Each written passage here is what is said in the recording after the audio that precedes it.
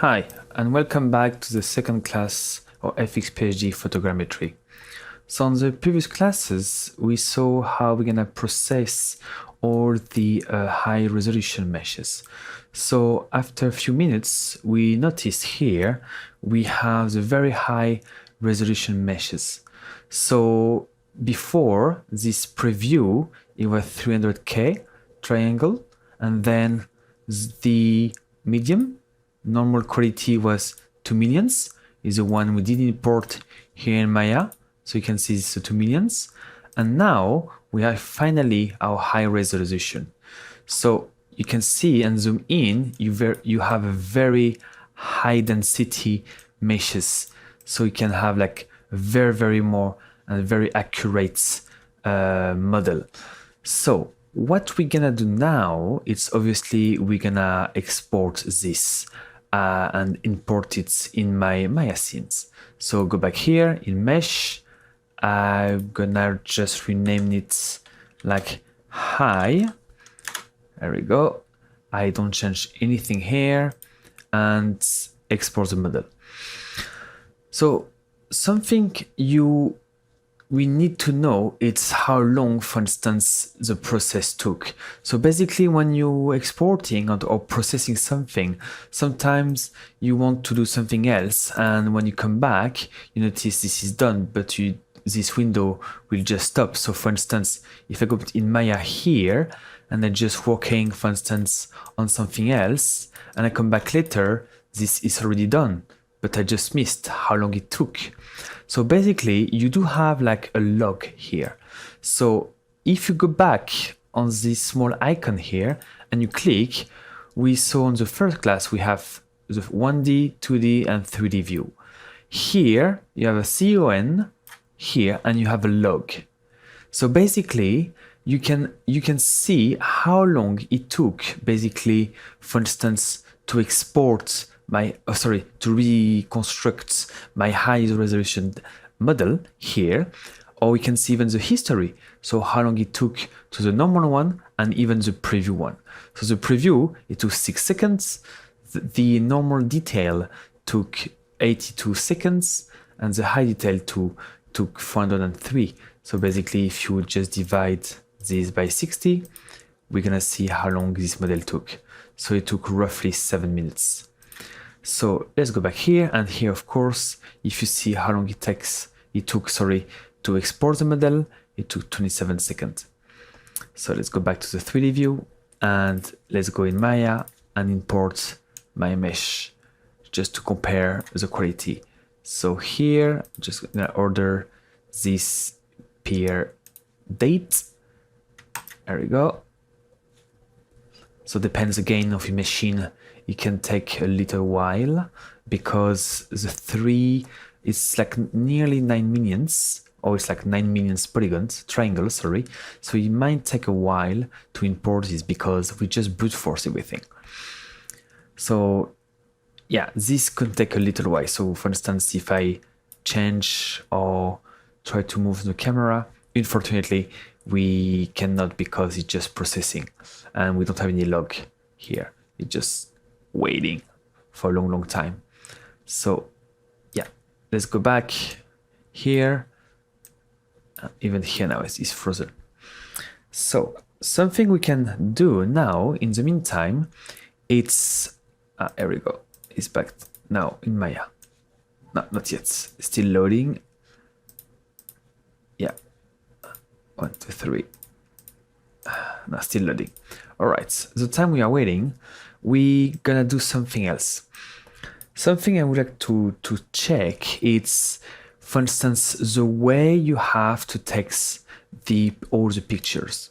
So we saw in the first class is very important to take as much as picture as possible, and in between pictures you try to have a very small angle. So again, the more picture you take, the better for the photogrammetry. So don't limit it yourself of 50 or 100 pictures. Again, the more you have, the better, because we never know what's gonna happen in between the picture. So this is very important to get as much as possible. And if you are able, for instance, to go higher to take some picture from above, you will avoid this kind of thing here, because this is just an approximation. So we are not able, for instance, to reconstruct the model because we don't have any information. So reality capture, just try to complete the mesh with something very arbitrary. So if you go, for instance, here, so we saw the for 3 different views, the log, and we do have help here. So sometimes when you just have like help and you see the invalid, just go back to the 3D view and go back again to help. And then you have a very nice help. This documentation is directly connected to internet. And the very good thing is, for instance, while you type photo, you have a lot of different things. So by default, if you go back to the help here, quick started, or if you go even, if you delete this, you have different theme. So here you have a quick start. You can go through different process, how we import LiDAR, how we project texture, how we colorize. We're gonna see that in a minute. Simplify, again, we're gonna cover this topic later, and then smoothing, render, and so on. So this is very like a quick help here. And then if you scroll down, you have different theme. Export, import, and reused computation. So with different topics. So feel free to have a look on this one. And then you have a useful workflow. So how we have to process step by steps depends on what you have to do and the way you have to do it. So it's very, very useful. Something I would like to cover, it's here, it's how you take pictures. So if you type here, photo, and the first line is how to take picture. So this is very, very important. So again, based on the documentation, it gives you quick help to how we have to take some pictures. So basically, what you have to do is do not limit image count. This is again very, very important. The more picture reality capture you have, the better and the more accurate the reconstruction will do. And if you do have a lot of picture on different angle, try to cover as much as possible. Try to keep the same distance and the same focal length. This is very, very important. Don't change and zoom in and out based on the different picture. Try to keep, for instance, here, it's exactly the second point. It's the level of detail of precision. So for instance, if you do have a full frame, so 36 times 24 mil for the sensor, they recommend to use a 28 millimeters focal length. So this is just a recommendation to make sure you have the more accurate picture. But obviously, if you don't have a full frame, you can use here some recommendation based on your camera. So you have quite a lot of different presets, quite a lot of different camera. So based on what you have, you can use different presets. So for instance, if you have a Sony here, and you clicked, here is what they recommend with the pixels for the capture, for the sensor. And if you have an iPhone, obviously you can do some iPhone's picture, because again, it doesn't matter, it's just about coverage. If you click here, this again, it gives you the information. So let's go back to this one here. When you take some picture, obviously use the highest resolution as possible. Don't try to have something lighter or half resolution, because the highest resolution you're gonna use, the more accurate and the more pixels you will have in the picture. And the way you're gonna triangulate the picture in between each other with the high resolution picture is gonna be easier for him to solve the realigning process. So this one here. So if you're very accurate and very sharp images and a lot of picture again, the alignments of the image will be easier. So if you have something very blurry or with motion blur, it can take a little while. while to realign all the picture. For instance, here for 150, it took like a few seconds for him. So if you have, for instance, 20 pictures, is the next exercise, you will see it's going to be like extremely quick to realign the pictures. Each point in the surface should be clear as possible in at least 2 high quality image. The more, the better rules apply here. So again, in between pictures, in the very high quality, you need to make sure you cover the same point. So we have to see as much as possible the same thing in between the 2 images. So it's exactly the reason why when you do some pictures, when you take your picture, let's go back here, you have a very small angle. So in between picture, you cover as much as possible. So basically, it's the same picture, like 90% is the same, and you have a very small percentage additional thing gonna reveal because you're just turning around. So that's why it's very important to have like small, like a step, for instance, like you just step on the side here and you take a picture. One step on the side, we take a picture. One step on the side, we take a picture. Obviously, there's not like a very golden rules, but the small angle is very, very important. So don't limitate yourself with the amount of picture. Let's go back to the documentation. Invalid again, go back 3D and help. So we are back here. Always move when taking pictures. Standing on one point produce just a paranormal panorama and it does not contribute on 3D recreation. Move around the object in the circular way. So again, back to the status. So try to move around the object with a very small amount to make sure you have a small parallax in between. Don't change the view more than 30 degrees. So don't do like 45 degrees, 45 degrees and 45 degrees. It's going to be too much. 30 degrees, I believe it's the maximum degrees you can do in between picture. I think lower is better. Start to take pictures of all objects, move around and the focus on detail. Without jumping too close and once, make it gradually. So small pictures in between and try to cover every single angle from the top, from the bottom and from the side.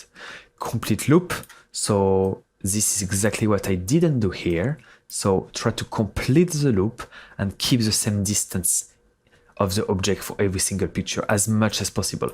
I think this is not too bad because you can have some objects just so you cannot access here.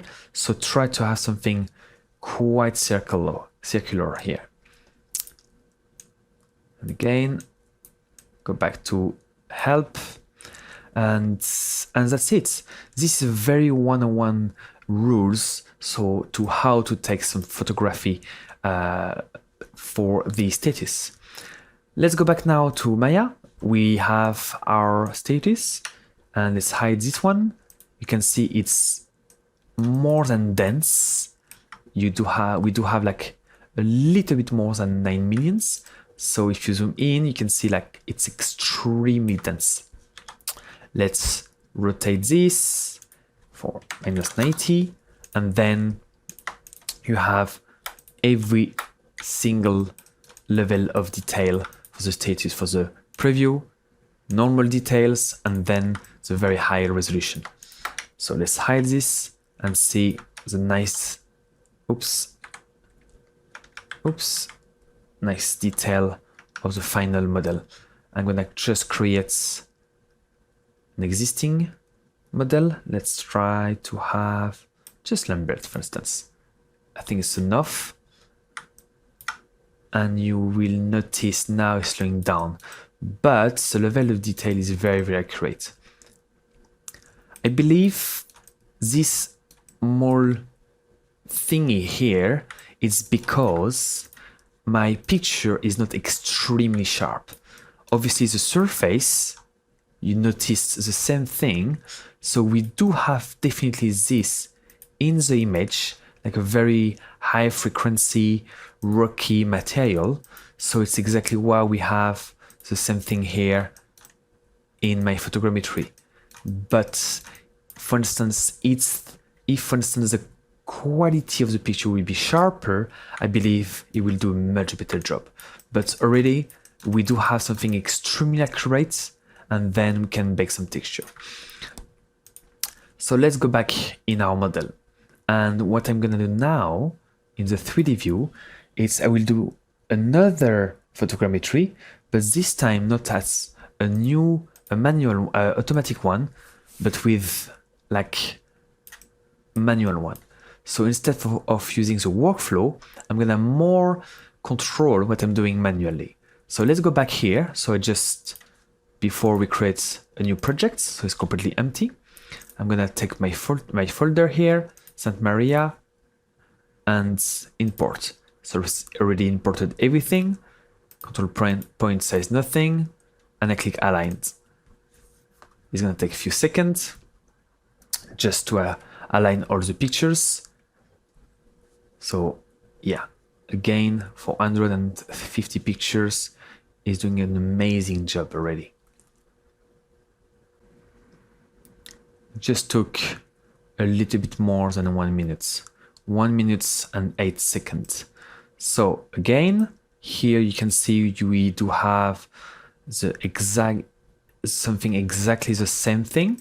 We have the same bounding box and the same results. So something I'm gonna do now, I didn't do on my first video, it's to have some measurements, because one of the issues we have when you do some photogrammetry is you don't have any scale. So for instance, if I go back here in Maya, I have absolutely no idea how high this status is. So let's say, for instance, this status is roughly 3 meters high. So if I go back here on the right view, and I go in my settings in Maya, so I just click on this small icon here in settings, I notice my working unit, it's in meter. So this means 1 square high, this equal 1 meter. So this is 2 meters, so this is 3 meters because it's 3 units. So you can see my status, it's very small. So this is definitely not the right scale at all. So if I go back here, you can see during the picture, I just have my camera in my hands, so it's probably 3 meters high at least. Let's say it's gonna be 3 meters. It's gonna be easier for us, just as an example. So let's go back in reality capture. Something we can do, and it's very, very useful, it's instead of going straight to preview and calculate a model, so we can do some control points and distance here. So first we're gonna click on the white line. So any white line bounding box, I'm gonna click on this. And again, I do have some controller. So I will squeeze and resize quickly everything. Let's have something closer to focus of the quality of the reconstruction of the photogrammetry in reality capture. There we go. It's close enough. Again, don't try to be extremely like a millimeters away from this. Try to keep something like roughly this. It's maybe a little bit smaller, you can do, obviously, but I think it's good to keep even a bit of terrain just to line up with the grids of Maya. It won't change much because there's absolutely nothing here in point cloud. This is very important to avoid and just delete this based on the recalculation of the geometry. So here, what I'm gonna do is I'm gonna switch to 2D and I'm gonna double click on the picture. And you can see here, I do have my image. So now I'm gonna close this and click, instead of workflow, go to my alignment tab. And I'm gonna select and click control point. So F3, you do have a shortcut and it says add ground control points and matching points per image point. So if I click here, basically I'm just activating my points. So when I move my mouse on the picture, you noticed a small icon with a plus on the bottom right on the mouse. So I'm gonna click here, and already it's just creating 0.0. So now I'm gonna click here, and now I have 0.1, because I just want to have something here between 0.0 and 0.1. So I'm gonna create now another thing. It's called define distance. So now I have my 2 points. What I can do here is click on this one. So it's probably the next shortcut, F4, define a distance constraint between 2 control points. So it's exactly what I want to do. So when you select a menu, you do have the properties here. So let's select this one, and I can now drag a line in between 2 points. So when I select my point 1, automatically here on the properties menu, I have selected constraint. So I'm gonna create a constraint between point 1 and point 0. So A, B, point 0, point 1. What I do want is to define a distance, and this distance is in meter. So I'm gonna put 3. There we go. So now I'm gonna stop using this, and I can go back to my 3D view here, and I'm gonna rebuild my model as a preview.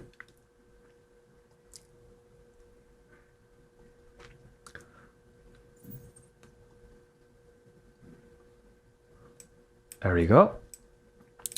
So now here as a model 1, the good thing, oops, maybe press F. When you lose it, just press F just to refocus the model. And now I should have the right distance. And because this is 3 meters high, singular points, and I have my model and my preview. And it roughly recreates the same amount of triangle by default. I believe we have a little bit more because we have this. So I'm gonna just remove this because we don't need this extra thing. And let's delete the model. So the undo is gonna just disappear in a second. There we go. And repreview again. Is what is very important to start a preview, because it's a very quick process, extremely quick process, and you can see already if you do have a good job. So for instance here, what I can do is just to slightly change the bottom of the bounding box, but again, what is very important is just the status. So I'm gonna keep it like this for now. So now we have the right distance, and I just create a constraint with a 3 meters high for the status. We do have the photogrammetry here. What I'm gonna do is basically use a normal here. So I'm gonna calculate again based on the preview. I have the high, again recreate this.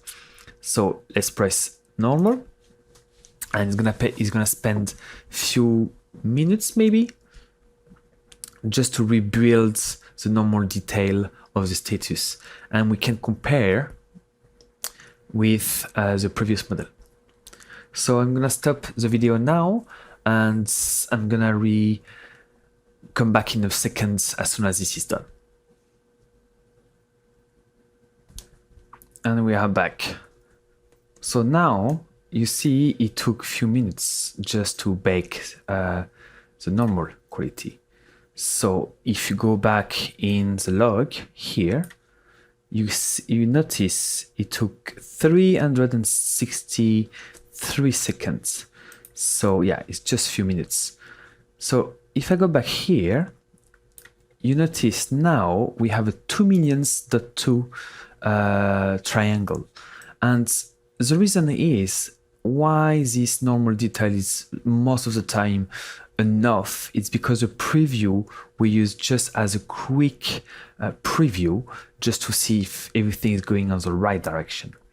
And the normal one gives us already a very good job, because the idea with the photogrammetry is to get something very, very decent. We don't need an extremely high quality meshes.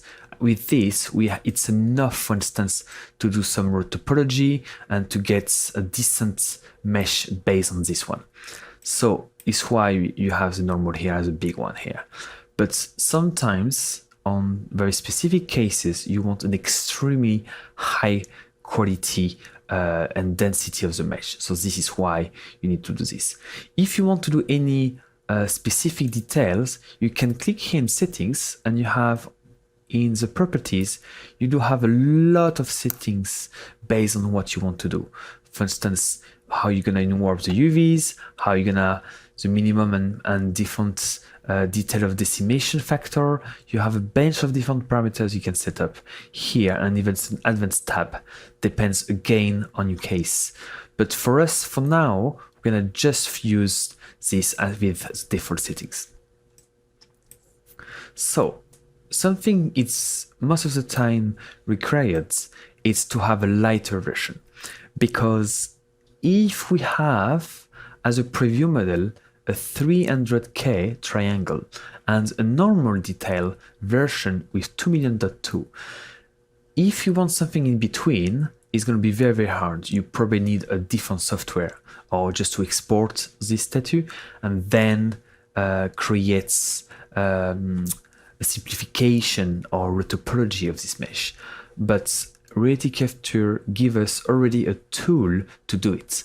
So if, for instance, I would love to have something in between, like 1,000,000 or even lower, I can use the Simplify tool. So if I click here, automatically I do have a Simplify tool, properties.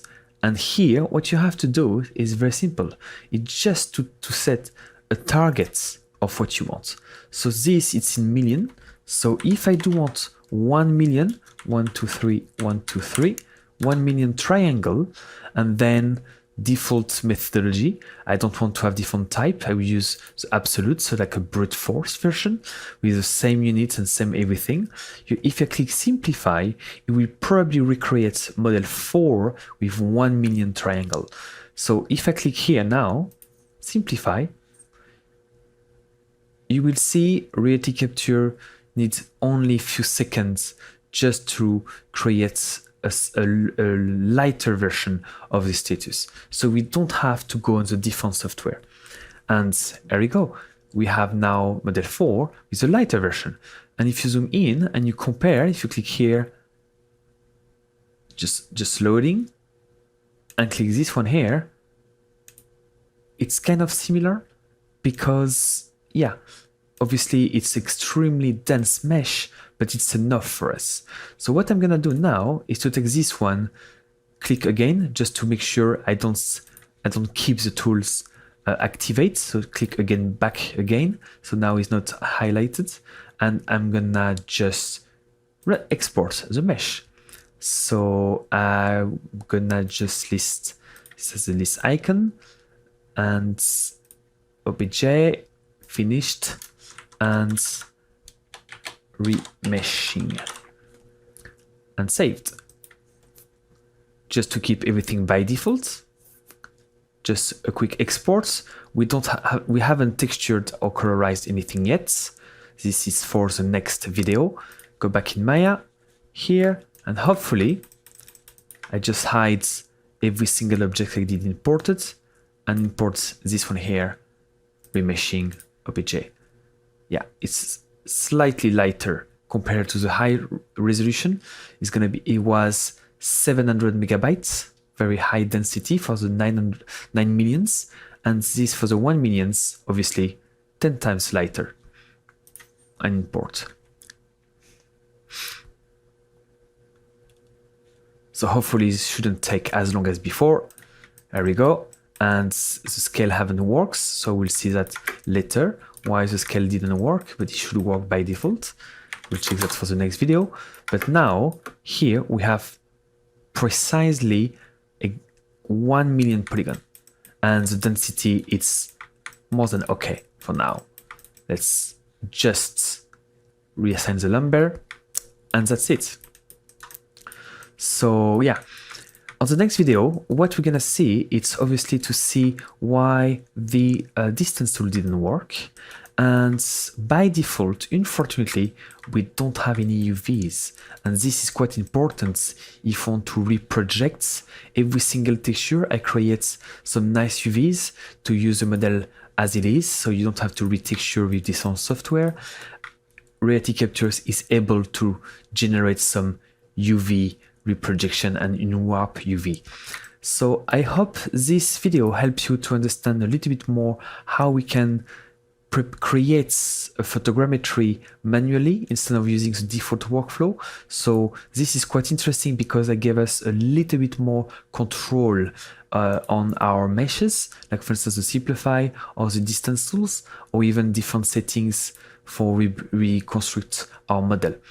So I hope to see you in the next video to understand how we can reproject some texture and make some UVs. See you in the next video.